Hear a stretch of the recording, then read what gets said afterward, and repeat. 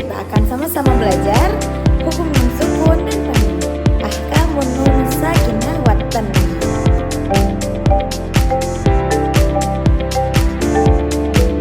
Hukum nun sukun dan tanwin ini seringkali kita temui ketika kita baca Al-Quran.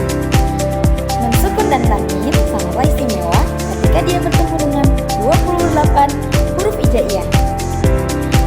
Di hukum nun sukun dan tanwin ada hukum tajwid yang perlu kita ketahui.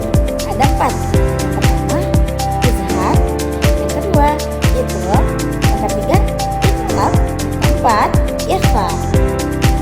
Insyaallah, hari ini saya akan membahas tentang idgham. Apa itu hukum idgham? Idgham adalah ketika melafalkan dua huruf yang sama dan bergabung menjadi satu huruf. Contohnya,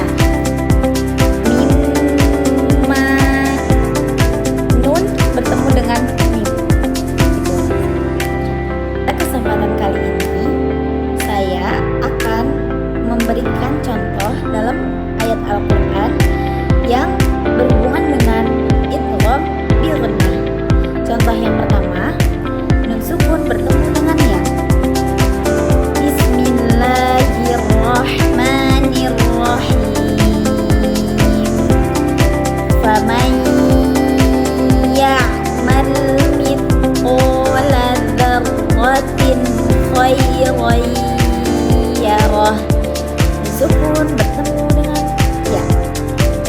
Contoh kedua dalam ayat Al-Quran, idgham bil ghunnah, tanwin bertemu dengan huruf ya.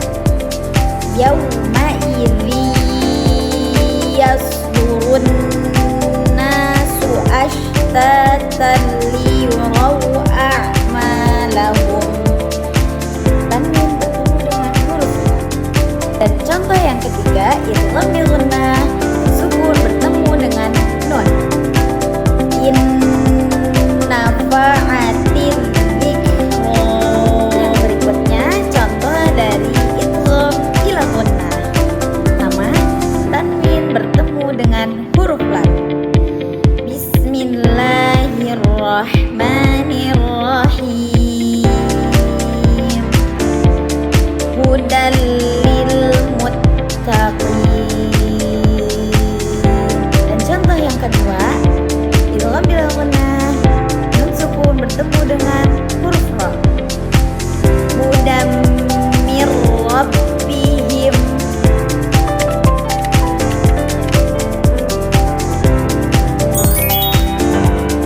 Di sini saya sudah menuliskan 3 contoh dalam ayat Al-Quran yang berhubungan dengan idgham bil ghunnah. Yang pertama, nun sukun bertemu dengan huruf ya. Yang kedua, tanwin bertemu dengan huruf ya. Dan yang ketiga, nun sukun bertemu dengan huruf nun. Kenapa dia nun sukun, tanwin, dan nun sukun juga bertemu dengan 3 huruf ini? Karena di huruf idgham bil ghunnah terdapat 4 huruf, yakni ya, nun, mim, dan waw. Jadi di ketiga contoh dalam Al-Quran ini termasuk ke dalam hukum idgham bil ghunnah. Dan yang berikutnya ada 2 contoh ayat Al-Quran yang berhubungan dengan idgham bila ghunnah.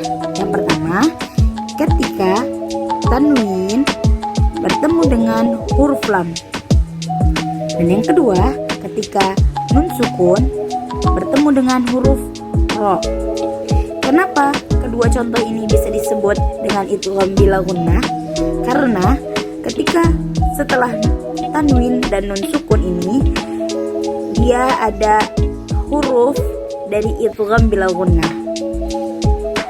Huruf idgham bila ghunnah terdiri dari 2, yaitu lam dan ro. Jadi kedua contoh ini termasuk ke dalam hukum idgham bila ghunnah. Di dalam kitab Tuhfatul Atfal menjelaskan idgham bil ghunnah dan idgham bila ghunnah. Dan di dalam kitab itu juga menyebutkan dalilnya. Lakinnaha qismani qismun yudghama. Idgham terbagi menjadi dua bagian. Fihi bi ghunnatin yanmu'in. Yang pertama idgham bi ghunnah yang diketahui dalam yanmu, ya nun